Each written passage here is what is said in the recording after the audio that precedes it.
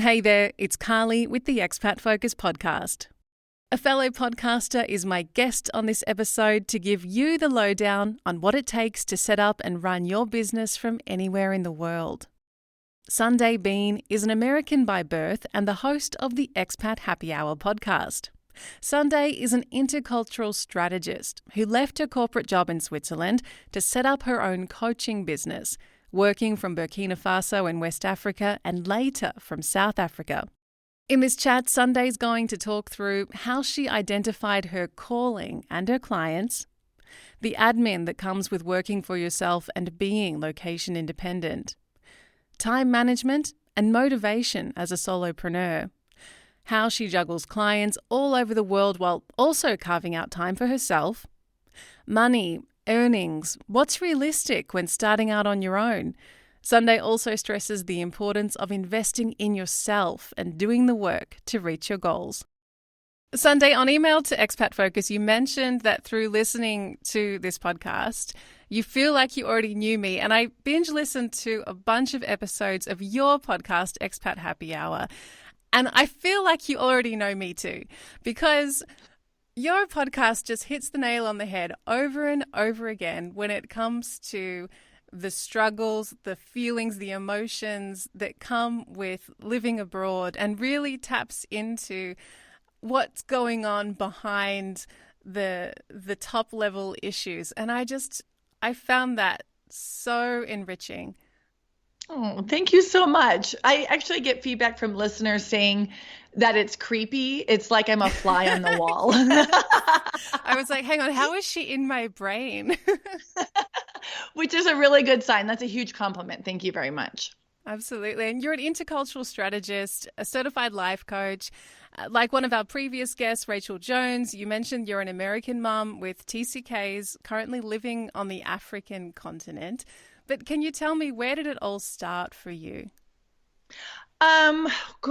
Let's see. Well, I've been abroad for over 21 years, and it started when I was studying abroad in Spain, and I realized, I came from a very homogenous community in rural America.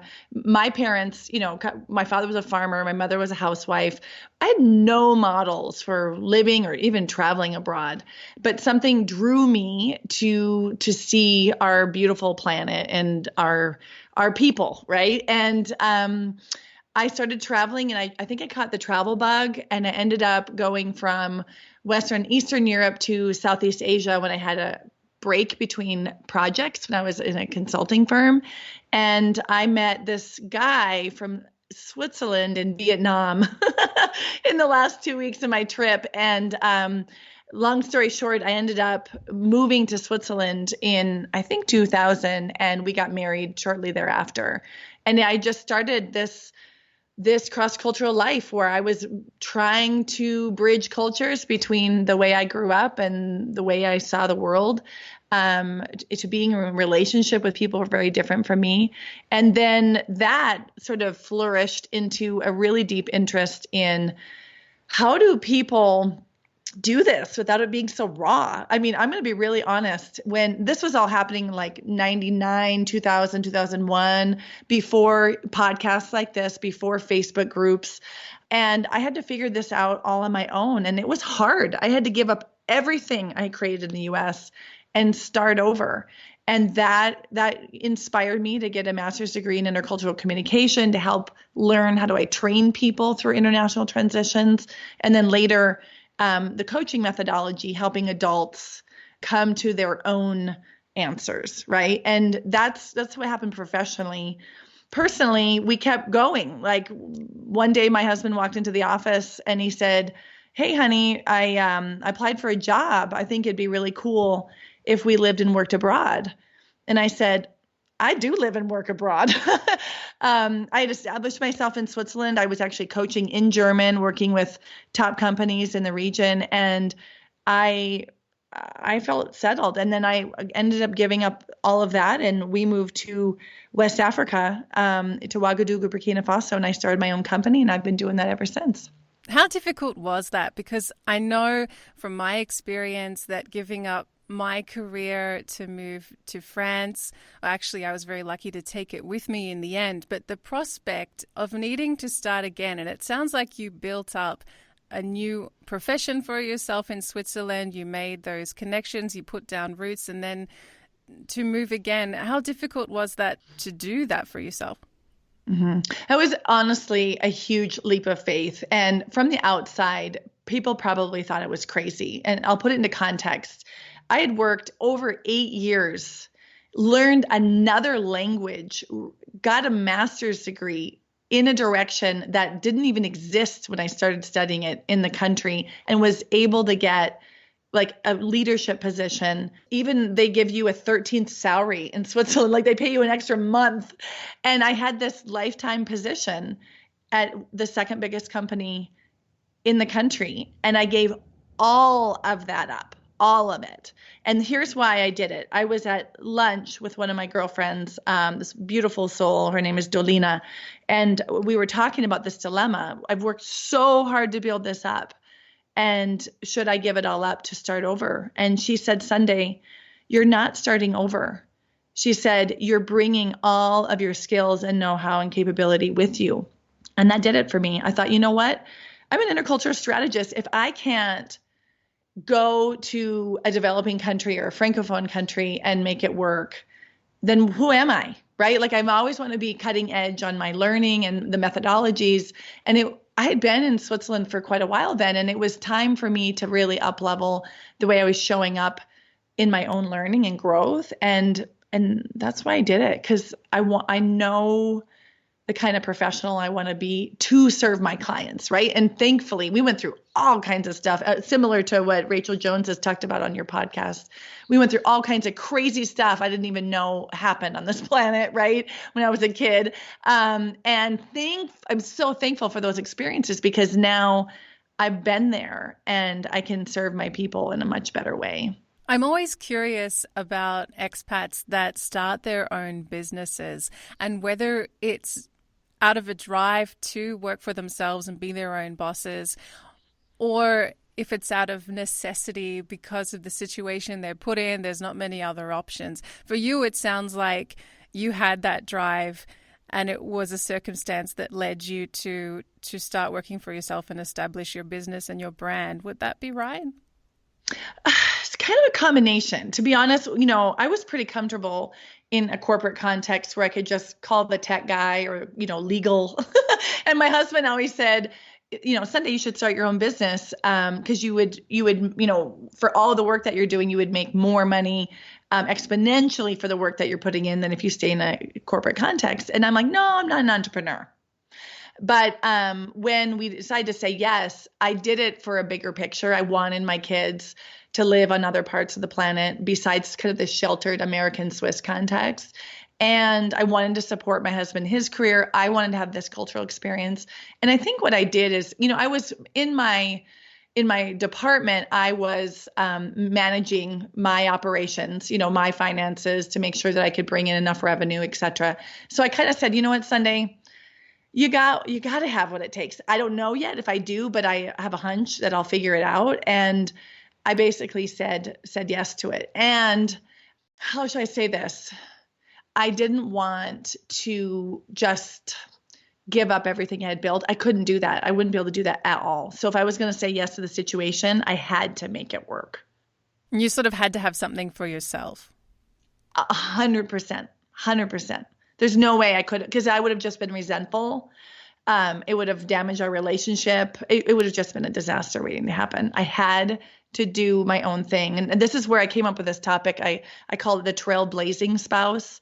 This was like 2013 or maybe even earlier, 2012, where I was lying in bed one morning thinking about, am I going to say yes? Like, move my kids from cross-cultural kids to third-cultural kids, move me from dual career, equal earner to accompanying spouse, right? These are the questions I had in my mind in the morning, and I know I'm not alone. And I was like, you know what? I hate this term, trailing spouse. I hate it. I was like, I do not trail, right? Like, I make my decisions for things that will serve me and my family. I'm not going to trail. And that's where the idea of trailblazing came in. I'm like, if I'm going to do this, I am going to create my own path. And that's where I woke up in the morning. I, sketched out these ideas for a trailblazing spouse.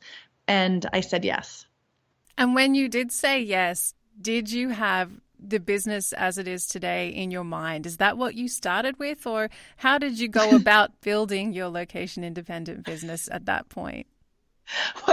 I'm holding back laughter because I just think I had kind of a naive idea. One thing that was naive was, first of all, in Switzerland, I didn't have to do marketing and sales because we had a person for that. Also, I was exposed to really large audiences, so I didn't really have to market myself because at events, people would see me, and then that person from, let's say, that one organization would call the other person from the other organization and recommend me. So it was really, I didn't have to acquire clients. So I didn't think I knew what I was getting into, and thank God I didn't know what I was getting into. But I started my website, and I'm like, hope people find me. And I had no idea.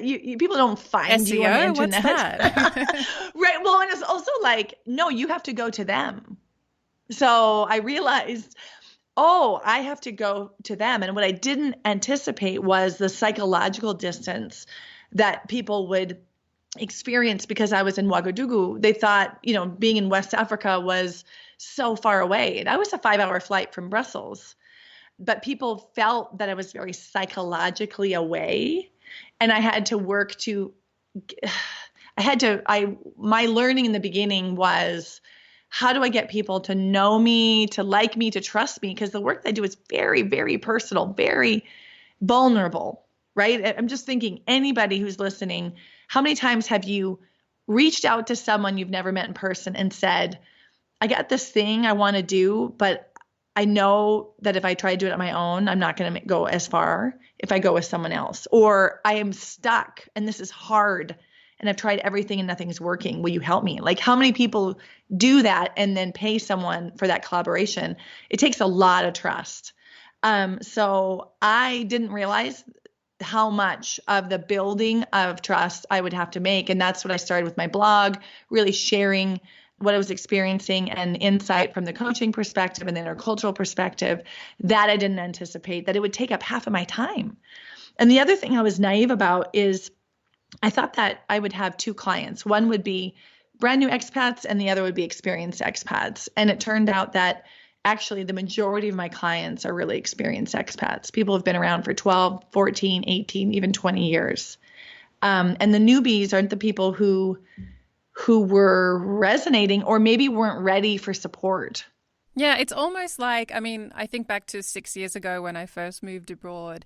I don't think I ever would have considered that I might need someone to help me through. And it's only recently that I've been thinking about those major, I suppose, mental roadblocks that I have and the everyday life kind of aspects that I don't feel 100% whole about. And wouldn't it be great to maybe get some guidance on that? But it certainly wasn't my attitude when I first moved to London and was bright-eyed and ready just to take it all in. Right. You're in the honeymoon phase and you're excited and the adventure is there, but someone dies, you miss a wedding, you don't get the work that you want, you have like identity problem crisis, Absolutely. Or it's like all that stuff comes, it weighs on you, and the exoticism of the experience is worn out, and you're asking yourself like, hey, am I going to regret this? We actually just bought a house here, and I had a massive cry when we first started going through the process, because I'm Australian. It's all about home ownership when you're Australian. And I realized that I didn't have the French necessary to be able to really be actively involved in that process. And this is the great Australian dream. I'm having it in France, and yet I have to be a spectator, and that was incredibly difficult. And it's those things that have happened more and more in the last 2 to 3 years compared to my first few years that have made me think, wow, maybe this is where coaches like yourself are really, really valuable. And there's the spectator. I love that metaphor. Another metaphor I hear a lot is that you feel like you're standing at the sidelines of your life, where depending on the reason you live abroad, it feels like someone else is playing the main game and you're on the sidelines, or you feel like you're a second signature. It depends if your partner has a lead assignment. You're always the one who signs second, and you're like, hey, I am a independent, empowered individual. And I want my own bank account. I want to make my own decisions. I don't want to have to ask permission for things. And that's a deep identity confrontation that people have. And as you said, this is a massive experience and not even understanding. I mean, how many people have gotten married in a language they don't even understand? I've been at weddings of binational couples, and it's in a language that the bride or the groom doesn't get. Like, who wants to get married in a language you don't even understand? So you've identified that your target market is really those more seasoned expats. How did you go about connecting with them when you were based in Africa? I think they identified me. I don't know if I identified them. I think what happened is I was talking about things that were really relevant for our context, like about expat fatigue and how the challenges when, one partner has a lead assignment and they're stressed and the other partner is the accompanying spouse. And then I think those topics resonated with my audience, and they kind of found me. You asked, how did I go about that, going further? I think for me, it was actually about doing the work. I started out, kind of open, who's open for support, who's feeling stuck, really general language. And then the more I started working with individuals, I realized, to be honest, I thought I was going to be doing a lot of intercultural coaching. And that's one of my strong areas of specialty. And my clients were like, Sundae, no, we're okay with the culture stuff. We hired you because you get it. You get the culture stuff, but that's not why I want to talk to you. So actually what I started discovering with my clients is they were simply working to make themselves more of a priority, to get off the sidelines of their life. I discovered they were really working hard to focus on their health and well-being.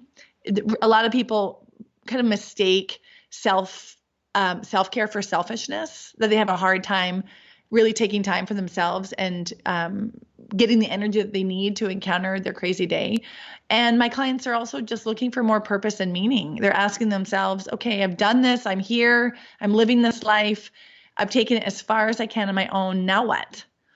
And that's where I started listening. And that's where then, from a business perspective, I started saying, oh, this is what my clients really want. This is how I really serve them. I could have shown up online only, I could have talked about the dimensions of culture and hierarchy and equality and direct communication, indirect communication. Nobody cared about that. And yes, it comes up in coaching on occasion and it adds value. But honestly, it's more that people are hungry for someone who understands the complexity of what I call their Olympic level lives. Like anybody who just lives in their own hometown and is trying to be happily married and trying to raise well-adjusted kids and eat healthy knows how hard that is, right? And then do that, an ocean away from your loved ones in a foreign language with a physical environment that you didn't grow up with. And now we're talking Olympic level challenges. Sundae, you're dealing with Olympic level challenges of other people while being based in Africa, where you're raising your own family and you're running an online business for an audience that is global. How do you separate your work time from your personal time and stop yourself from being online 24/7? That's a really good question. So what I do is I have very clear office hours. I start at 7 a.m. and I'm usually done between 4 and 5. I take a break at 10:30 in the morning to go running, to shower and to eat, and then kind of, WhatsApp with my friends or connect in some way. and then I get back to business around noon. So those are my working hours. They're very, very, very consistent. I do that because stuff happens. I just got a call last week when my kids was sick, and okay, now I have to pick up and not go running today. I'm actually going to go run to the school, pick them up, and come back. Right. So I do that. So while I always say, get it while the getting's good, like while I can have consistency, I'm going to do it because I know that in summer break, everybody's off for 10 weeks, and now I have to do the same thing, but across 3 continents. I want to be really clear. I have struggled earlier on. My kids have called me out for being on my phone when I shouldn't be on my phone. And that's something that I've struggled with, and then have worked on. And the other night, my son and I were reading stories, and he goes, "Mama, I want to tell you something." And I said, "What?" And he goes, "You're doing a really good job. You're not on your phone as much as you used to be." So that's the ultimate compliment. Isn't that sweet? Like, and I, they're so sweet when your kids give you feedback. So I have struggled with that. Also because I'm so personally passionate about it, that I'm personally interested, and it is emotionally, the boundaries between what is personal and what is for work are blurry because I'm a personal development junkie. I'm a culture junkie. All of those things I just love anyway. Yeah, when your hobby is your job. Right? Like, so those are, I have chosen and have the absolute privilege to do what I love. How else do I separate that? I think one of the things that I have worked on is the work that I do is so emotionally intense. I am celebrating with my clients. I am empathizing with my clients. I am strategizing with them, that I need to process my own, I need to process that somehow. So that's where running has been really important to me, to sort of get fresh energy for the other half of my day, and whatever was happening on an emotional level, sort of clear that and then move on. So that's another thing that I work really hard to do. And on the weekends, it is probably 95% of the time I do not work on weekends. So I feel like I've done a pretty good job with that. And it's important to me because I really try to live it to give it. If I ask my clients to create more balance in their life and make time for them, I've got to be doing that myself. How do you handle the not so fun aspects of running your own business, and particularly when you're based abroad? So is your business then registered where you're living, or how do you deal with the administration side when you're not in your home country where you might understand the tax laws and business setup aspects? Mm-hmm. And this is going to be an answer no one's going to want to hear because it's not a fun one. I have consulted professionals. That means you have to pay for guidance and advice. My company is an LLC, or GmbH in German, and it's Swiss based. And so all of my legal consultation, accounting, all of that is operated from Switzerland. And that is the way I can have a location independent business. I'm a dual citizen. So that means there is complexity in the taxes and all of those other things. So I just always consult legal advisors and tax advisors and follow what they see based on my context. So that is something I really advise anybody who's thinking about a location independent business, that you do need to be ready to invest. This is my opinion. Maybe some other people have different ideas, but I believe this is what gives me security. It is important for me to invest in top advisory so that I know with peace of mind that I'm doing the right thing. And that's like the not so fun part of the business of like, oh, great, I have to pay that person so much money to figure this out. But then I have the peace of mind. I think the other things that are hard with a location independent business is just the stuff that is, how should I say this? You're always going to be serving clients that are far away from you or in other locations. And that gives you absolute freedom. And that's what I love. But if you are sitting in your office alone, you're a solopreneur, you really have to be very driven to keep your routine, your boundaries, and motivation to keep going. You can't have a buddy across the desk going, oh, I have this idea, and what do you think?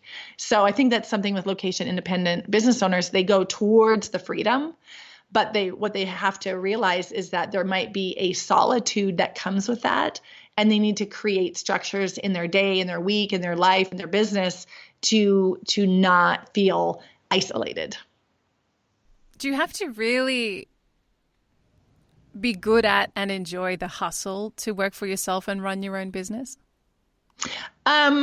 This is hustle. That word triggers me. I like to use scramble instead of hustle. Maybe because hustle is connected to this idea of bro marketing for me, and I have a sort of an allergic reaction to. Yeah, that's fair enough. Sorry. Sorry, everybody who's all on board for bro marketing, but that's not my style. I would say scramble. And so what I did not anticipate is that as an interculturalist and coach, I would coach and train half of the time. But to get that 50% of my time doing the work, I had to scramble for the other 50.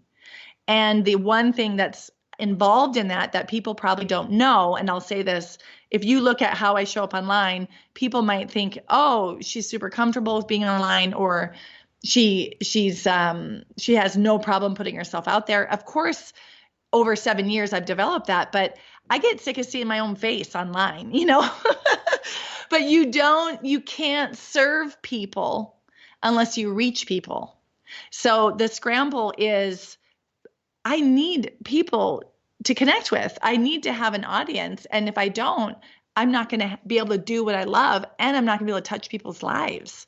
So people who are running a location independent business and they're passionate about whatever they do, whatever that thing is, they do have to prepare themselves that unless they're going to pay a really good sales and marketing team to do it for them, they're going to have to do it themselves. In fact, I would argue you should do it yourself, at least in the beginning, so that when you talk to your sales and marketing team, they understand your voice and your vibe, your messaging. And I think a lot of people resist that. They're like, I just want to be whatever the thing is, and I don't want to sell, or I don't want to do marketing. That's not me. And it's like, well, who's going to do it for you? Coke has a great marketing. Coke is a great product, but if they didn't do sales and marketing, they wouldn't sell it. You said that you had all these other departments back when you were working the 9-to-5 in Switzerland. Are there any departments that you wish you could magic up for your own business that you don't currently have? Oh my God. Hello, IT. I just got a new Mac, and it's like, okay, I've got OneDrive, and I've got Google Drive, and I've got the iCloud, and it's like things are syncing, and I just want someone to come in and organize my folders and make sure everything is backed up properly, and I'm using the right whatever. So IT would probably be the first one. Legal and accounting, I have to pay for. I wish that, I wish it wasn't part of my P&L statement, right? And what else would I outsource? Sales and marketing, I would actually, I don't want to do I outsource this now. People help me with graphics and sales and marketing and scheduling and all of that. I would love all of those things to happen. And right now, when they do happen, I have a team of people that are supporting me, but they're all independent contractors. They're not part of the corporate entity, right? So, so many departments I would like to have. What else would I like? I would love someone to do corporate outreach for me, because working with corporate is so wonderful and I love it, but it's really hard to find the right decision maker and then to establish that relationship. So it's all a matter of time. And that's the other thing for independent business owners or people who want to be. You need to be really clear on how you spend your time and energy, right? When you're employed, you get a salary and you get paid for being at work. And some work, some jobs even like count your hours. When you're employed, all you get are results, right? It has nothing to do with the amount of time you're sitting in your chair. So that's a skill I think people need to learn when they're doing a location independent business is, how do I invest my time and energy so that it has the biggest impact for my clients and for my business goals? And that's a huge shift, and that requires discipline. And I just had Graham Alcott on my podcast from Productivity Ninja to give advice, because it's like, how do we use our time and attention differently so that we can be at work not as little as possible because I love what I do, but more like the time I am at work to maximize the output. His chat with you was actually one of the episodes I listened to the other day, and I found it really interesting that he doesn't think you need to banish, for example, social media from your life. And when you are running your own business, that's an element that's so important. And yet I see on expat focus forums, for example, expats in France who are trying to set up their own business and just don't have the energy or the interest to do social media, and yet they know it's so important. I hear what you're saying around this idea of, am I going to let it drive my life? Here's honestly what I think about it. I think my job is about relationships and about connecting with people. And social media is not a task. It is social. So if someone reaches out, I want to be able to respond. Like if someone says hello in a cafe, I want to say hello in the cafe in a timely way. I don't let it rule my life, but I've realized recently I need to actually give more space for social media, but then very focused. So if I'm going to go on Facebook, I'm going to be like all over Facebook, checking in, right? But then I'm off, not every 5 minutes type of thing. So this is the way we connect with our people. And, if you're location independent like me, it's like, how do I have clients in Tokyo and Kenya and London? Because they found me somewhere online.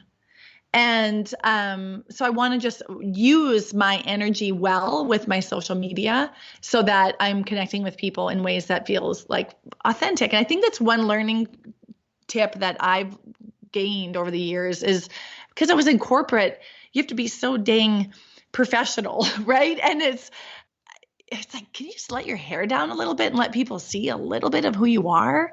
Because you're a real person too. And I think that's the thing about social media. People are really trying to have a presence. It's that balance of showing your professional know-how and allowing people know what your competencies are. But it's also like letting them have a little bit of a peek behind the curtain at your personality, because who are they going to get when they hire you? They're going to get you. Absolutely. I'm curious about when you started your business, what goals you set for yourself and by when, and whether you actually achieved them. And when you look back now from when you first set up to what you've grown your business into, is it the timeline you anticipated? Has it happened faster? Okay. Yeah, this is a good question. Now I'm tapping a little bit into my money stuff, right? One of my commitments to myself is to talk to coaches and professional service professionals around the ick around money and to get over that. So this question is a stretch for me. I'm just going to say that out front because I grew up in a culture where we don't talk about money. Like my father didn't even share how many head of cattle he had because he didn't want people to calculate how much a cow was times how many and then what that meant from a revenue perspective. So it's I'm just such a prefacing tricky one that too, because obviously you're in a partnership, your partner earns an income as well. And so do you have personal money goals? Do you have money goals that you need to support your family? Is it, oh, well, I'm a trailing spouse, we'll just see how this goes? Really curious about what attitude you had going in and what your goals were. Okay, so my attitude going in was I am going to replace my corporate income.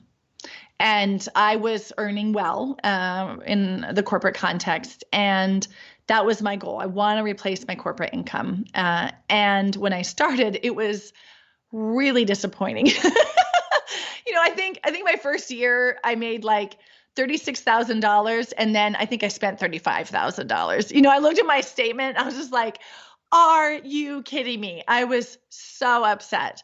And my husband was like, congratulations, Sundae. First year of business and you made a profit. Yes, absolutely. I was like, are you kidding me? I'm pretty ambitious. I set high goals and I want to crush them. And so I really was frustrated. Second year was pretty similar. And I thought, really? Like, are you serious? I am doing all of this. I left all of that behind me. And this is what it looks like at the end of the year. It was so hard. And there was some shame there. Like, what are you doing wrong, Sundae, that you can't replace your corporate income? And then what happened next is this is where the click happened for me around the sales and marketing. I ended up investing in a really high level program, which I was able to teach through the coaching and the support I got, get savvy on how do you show up online? What is the foundation you need for an online business? How do you write sales copy that connects? What are your packages and services? So I'd already been working with clients in the background. So it was a combination of really knowing my client, what they needed, and then having the skills to frame myself and my message, right? And that year, when I made this outrageous investment, things clicked and I doubled my revenue. And since then, I've been able to replace my corporate income and grow my business, but I had to invest really heavily in myself to learn those skills. And I had to do the work. I had to work with my clients because before a lot of my corporate clients were top talent or they were on secondment through corporate organizations. And then all of a sudden I was working with more independent clients, people who were the experienced expats, but were feeling, stuck. And then things started to pick up. So I have really ambitious goals. So what happens with me is I make a goal and then it keeps sliding. Like when I went to Switzerland, I said, all I want to do is order a beer in German without someone saying wie bitte. And then all of a sudden I was like, all I want to do is coach in German. All I want to do is, right? So I keep moving the goalpost and that's okay because I'd like to retire my husband eventually. I don't know if he would like that, but I would like that. And I'm also about a huge impact. Like I want to be able to impact people who are in multiple corners of the world because think about the opportunity this is for us to live abroad and experience different cultures and stretch and grow in ways that we've never imagined. And what if it just sucks and we just stay stuck? Like we miss that. And I hate that. I don't want people to stay stuck and I don't want relationships to break up because someone is not working or they're struggling with their cultural differences and things. I just want people to embrace that. So I'm kind of on a personal mission too. Was it scary making that initial big investment in yourself? When you ask that, my answer surprises myself. That I'll be really transparent. The investment was $25,000, this one that I was talking about. And it wasn't scary when I did it because there was like this hunger deep down inside. Like I knew this is the right step I need to do. And I knew it's what I needed to go forward. So I didn't question it. After I paid it, I was like, what in the heck did you just do? Like my master's degree, I got a scholarship for my master's degree. I didn't even pay for my master's degree. Like I never paid that much for anything in my whole life. Like what were you thinking? And then you know what happened? Then what happened? There was terrorist attacks in Burkina Faso. And I think I left Burkina within 10 days and I moved to Switzerland and it was the worst possible time to do a business program, right? Why? I was in massive just a little bit traumatized, right?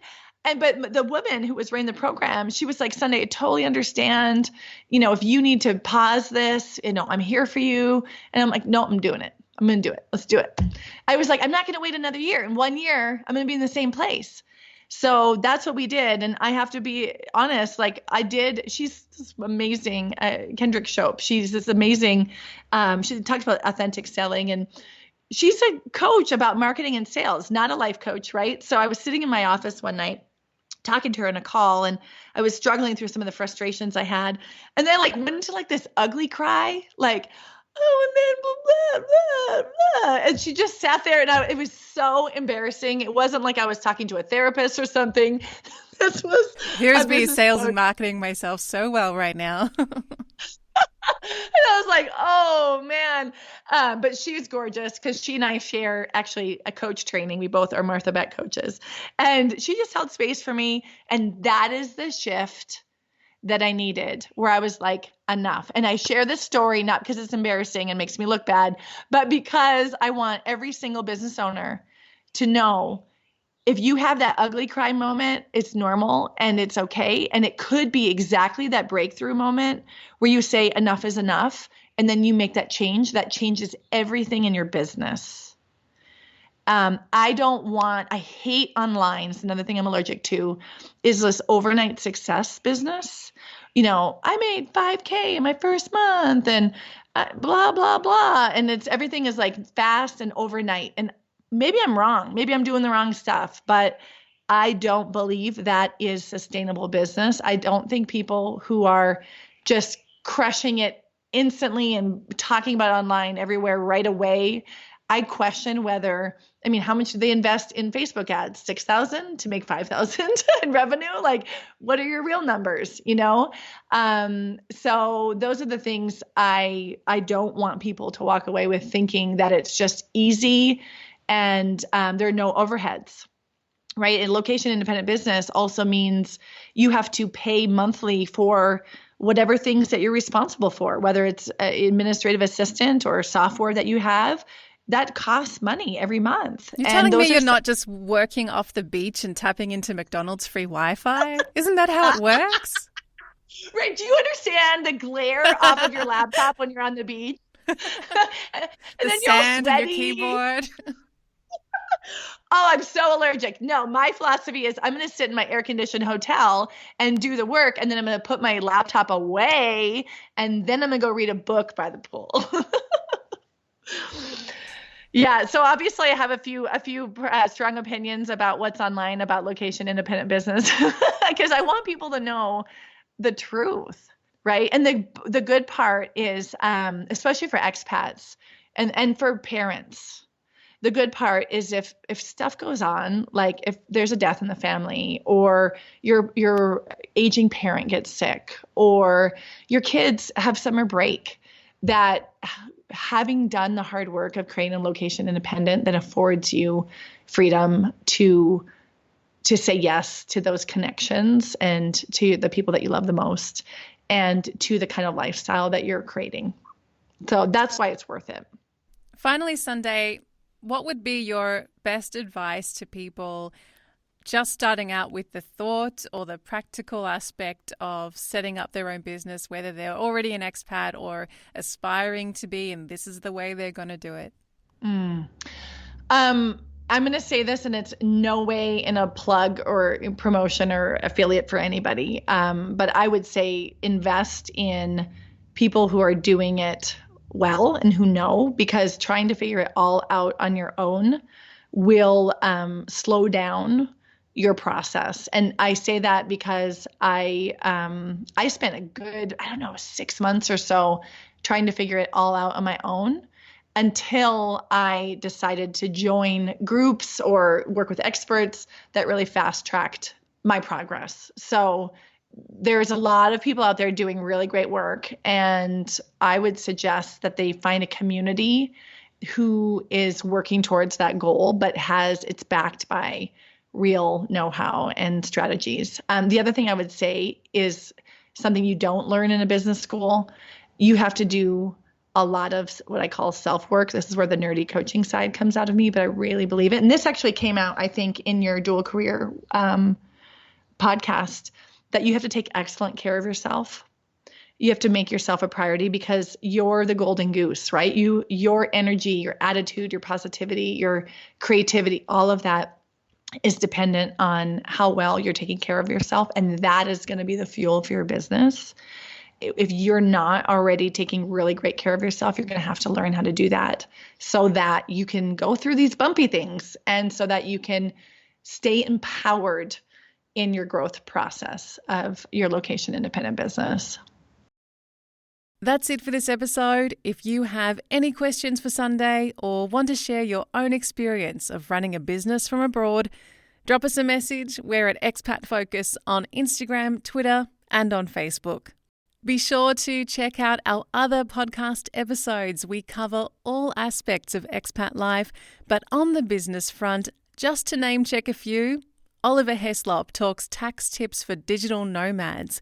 We have an interview with Michelle Sweeney on how she set up her own business in Germany, and Ashley Bartner gets real about what it takes to run a B&B in the Italian countryside. If you like what we do, please subscribe to the show, tell all your friends, leave us a review. Keep listening, and I'll catch you next time.